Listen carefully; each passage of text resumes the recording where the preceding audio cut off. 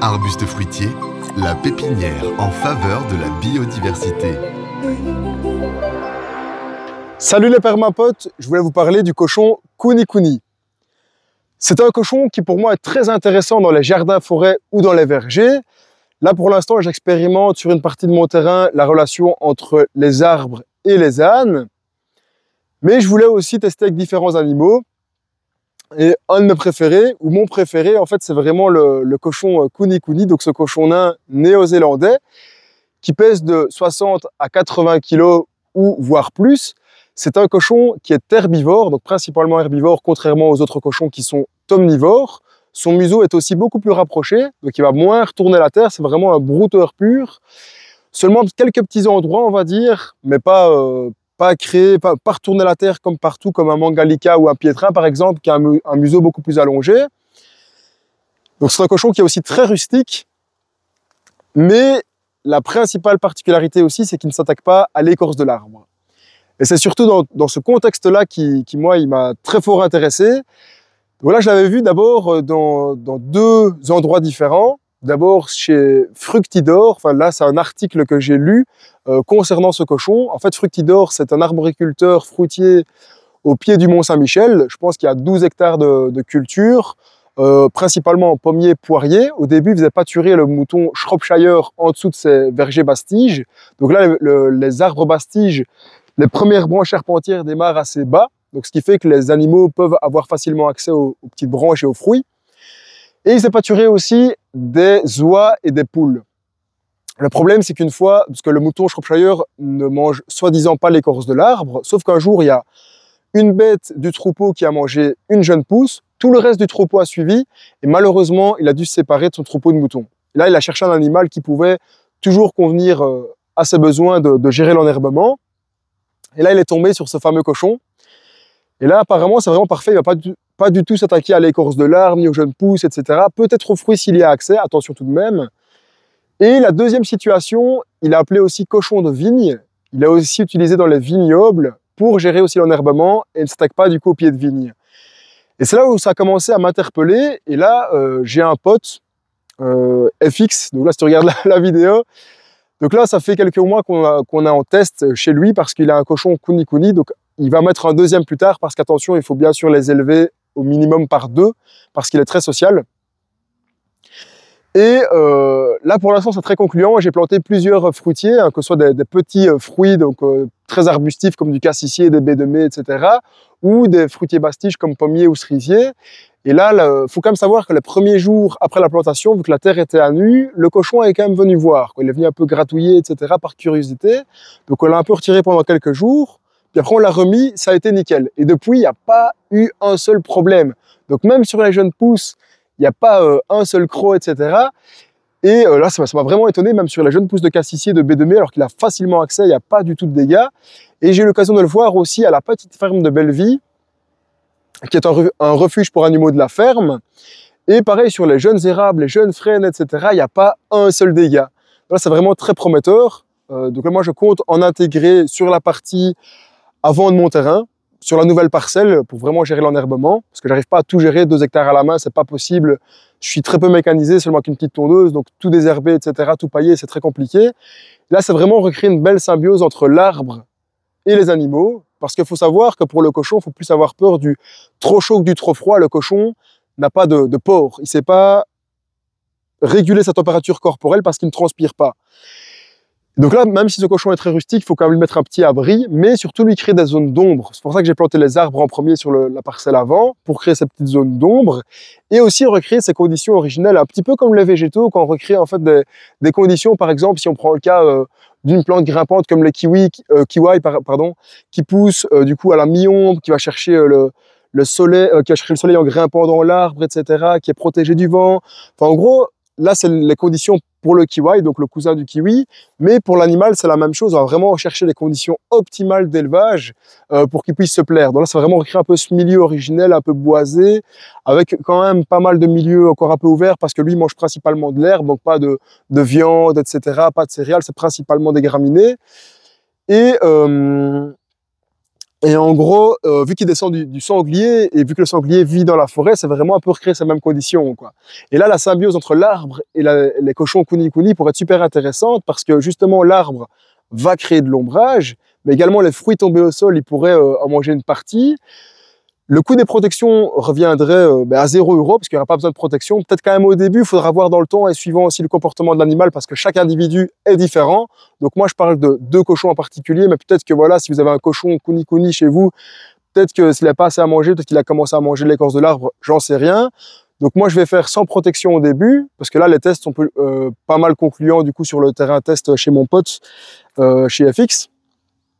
Mais donc là, voilà, donc il n'y a pas besoin de protection pour l'arbre. Il désherberait comme il faut parce que l'herbe est très concurrentielle. Il peut y avoir des baisses de productivité et en plus, elle pompe toute l'eau, etc. Donc, grosse concurrence au niveau du système racinaire si on laisse les herbes. Et c'est quelque chose qu'on a du mal à valoriser, nous, l'herbe. Tandis que le cochon peut le valoriser facilement en mangeant toutes ses graminées et en même temps pourrait amender le sol avec ses excréments. Donc, symbiose parfaite. Par contre, au niveau clôture, donc là, il faudra quand même avoir une très bonne clôture. Pour moi, il faudra quand même qu'elle soit électrifiée par sécurité parce que le groin du cochon est quand même très puissant. Il a aussi un odorat très développé. Donc là, ce qui permettrait de pouvoir quand même cultiver plusieurs étages, hein, parce que là, quand on cultive généralement des arbres fruitiers et qu'on élève des animaux du coup en dessous, le problème, ce qui peut arriver, c'est que on ne sait cultiver qu'une strate assez haute, sauf pour les animaux de la basse-cour. Donc là, tout ce qui est fruitier demi-tige pour les petits moutons, ou alors il faut des fois partir sur du haut de tige comme les ânes dans le fond de mon terrain, ou les chevaux, etc., ou les vaches. Ceux de la basse-cour, on peut quand même laisser, donc tout ce qui est poules, les oies, etc., on peut laisser tout ce qui est basse-tige, ou même ici, tout ce qui est arbustif, c'est OK. Et là, en fait, avec ce cochon-là, on pourrait créer une sorte de petit jardin-forêt, mais sans strate herbacée, où il pâturerait dedans, en fait, dans ce petit jardin-forêt pour manger les graminées, gérer les herbes, etc. Mais on pourrait très bien avoir des grands arbres, des petits arbres, des plantes grimpantes, et avoir quand même plusieurs étages, ce qui pourrait être super intéressant. Et ce sera un gain-temps au niveau de l'enherbement. Parce que ça qu'il faut prendre en compte, c'est la gestion en fait des projets en agroforesterie, en jardin-forêt, en verger. Planter, c'est très simple, mais c'est la gestion qui est liée autour, qui prend du temps. Et pour moi, ça coche vraiment beaucoup de cases, ce cochon-là, surtout qu'il est aussi très docile. Donc même pour les fermes pédagogiques, en fait, je trouve qu'il a moins ce côté intrusif que les autres cochons. J'ai eu l'occasion d'aller voir des cochons en prairie, c'était une quinzaine. Et là, je trouve que le rapport n'est pas le même. C'est très intrusif. Ils viennent mordiller les genoux, les chaussures, etc. Il faut souvent les repousser. Tandis que là, ce petit cochon-là est beaucoup plus docile, je trouve. En fait, il nous suit partout comme un petit chien. On le caresse. Enfin, tout se passe vraiment bien. Et il s'entend aussi bien avec les autres animaux. Donc là, par exemple, avec un autre chien, chez FX, par exemple, ça se passe super bien. Avec les petites oies aussi. Les moutons, c'est pas un problème non plus. Par contre, on m'a expliqué, donc c'est Jessica de la petite ferme de Belleville qui m'a expliqué que les chevaux avaient peur des cochons. Donc attention tout de même avec les rapports entre les autres animaux. J'ai intégré quelques espèces fruitières comme du kaki, des morus, parce que le morus, par exemple, fait un ombrage assez conséquent, produit aussi des petits fruits pendant 2 mois, donc est super intéressant. Peut aussi servir d'arbre fourrager. En fait, c'est ça qui est assez paradoxal chez ce cochon-là, c'est que mon pote m'expliquait que si l'arbre est sur tige, en fait, il va pas aller autour, mais par exemple, s'il coupe des branches d'un saule, par exemple, et qu'il les met à terre, là, il va les manger. Donc, c'est très paradoxal. Pareil pour les orties, il ne mange pas les orties sur tige, mais une fois qu'on fauche, il va les manger. Donc, c'est assez bizarre. Je n'ai pas encore trouvé la raison pour laquelle il faisait ça. Donc, il n'y a pas de problème si l'arbre est sur tige. Ensuite, ici, j'ai intégré aussi des pacaniers et des carriers. Donc, c'est un petit pari pour l'avenir parce que le pacanier est un arbre très rustique, à -20, -25 degrés pour la rusticité. Il pourrait fructifier chez nous, mais par contre, le petit souci, c'est la maturité du fruit, où il faut une arrière-saison quand même assez longue et chaude pour que le fruit arrive à maturité. Là, ce qui n'est pas toujours le cas chez nous. Donc là, j'ai pris des variétés beaucoup plus précoces. Je mettrai aussi donc dans leurs futures parcelles des châtaigniers et des noyers, ou même aussi des chênes, pour qu'ils puissent vraiment aussi manger le maximum de fruits tombés au sol.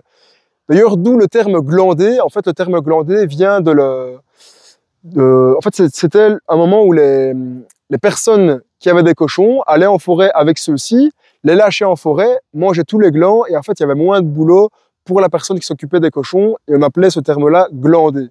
Enfin, c'était la glandée, en fait, là où les cochons mangeaient tous les glands. Donc ça, c'est pour la petite anecdote. Et ensuite, au niveau des besoins, donc là, moi, ce qui va se passer, c'est que dans cette nouvelle parcelle qui va être assez arborée, je vais faire une petite clôture mobile, donc pour vraiment avoir un petit pâturage tournant dynamique pour à chaque fois renouveler l'herbe. Et donc je vais quand même mettre un petit abri. Il y aura les zones d'ombre créées par les arbres, donc il faudra aussi toujours de l'eau à proximité, avoir au moins 2 cochons, donc grosso modo ça c'est un peu les besoins, toujours de l'herbe fraîche et du foin du coup en automne.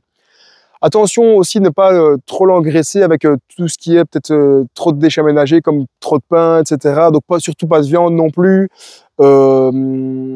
Et aussi attention aux plantes qui sont dites toxiques. Donc même si chez FX il ne va pas spécialement dessus, je ferai quand même attention de ne pas les intégrer. Donc je pense que par exemple le bouilli en ferait partie, à voir, à vérifier. Mais attention à ces plantes-là. Et un gros point à ne pas négliger, c'est la législation. Donc là, c'est vrai que ça paraît très beau sur papier, en fait, d'avoir un petit cochon, mais sauf qu'il faut savoir que 80% des cochons domestiques finissent dans des refuges. Donc là, c'est pas une décision à prendre à la légère. Il faut avoir les bonnes conditions, le temps, la passion, etc. Parce que je suis vraiment fan numéro 1, je parle avec passion, donc je suis pas objectif, mais voilà, faut vraiment prendre tout ça en compte pour pas délaisser l'animal plus tard, mais pour vraiment être super intéressant dans ce type de projet en agroforesterie. Et donc là, au niveau législation, il faudra d'abord contacter l'ARCIA, donc en Belgique, hein, bien sûr. L'ARCIA, donc c'est pour le numéro de troupeau, donc il faudra mettre un numéro à l'oreille de son cochon. J'ai contacté l'AFSCA aussi, parce que là, j'aime autant me mettre directement en ordre avec les organismes aussi. Donc là, en fait, jusqu'à 3 cochons, c'est encore OK. Il faudra quand même une double clôture, parce qu'on est toujours en peste porcine. Donc là, il faudra une clôture extérieure pour les sangliers, et en fait c'est à l'intérieur où là j'aurai ma clôture mobile, toujours électrique, où là je vais vraiment à chaque fois faire tourner. Donc c'est pour pas qu'il y ait de contact direct entre le cochon et le sanglier. Et par contre, une fois qu'on dépasse les 3 cochons, là les normes sont quand même beaucoup plus restrictives, hein. Ça va être, il faut une aire bétonnée pour le chargement, déchargement, il faudra un local où le vétérinaire pourra passer fréquemment pour tirer sa salopette, la jeter, etc. Donc là, attention, jusqu'à 3 cochons, je dirais ça OK, mais mettez quand même vous en ordre. Et après 3 cochons, là on passe quand même sur des normes plus restrictive, donc attention de ne pas dépasser ce nombre pour les particuliers. Et donc voilà, moi je vous ferai une petite vidéo à l'avenir quand j'aurai mes 3 cochons ici au printemps. Parce qu'en attendant, voilà, je vais quand même me mettre en ordre avec tout ça, installer les clôtures, etc. Et du coup là, je ferai des petites vidéos quand ils seront sur place. J'espère que le sujet de la vidéo vous a plu. N'hésitez pas à partager aussi votre passion avec soit le cochon kuni-kuni ou d'autres animaux, ou les relations arbre-animal, ou même les conseils que vous pourrez me donner par rapport du coup au cochon pour que je puisse l'accueillir dans les meilleures conditions. Donc n'hésitez pas à me laisser un petit commentaire et on se dit à bientôt les permapotes.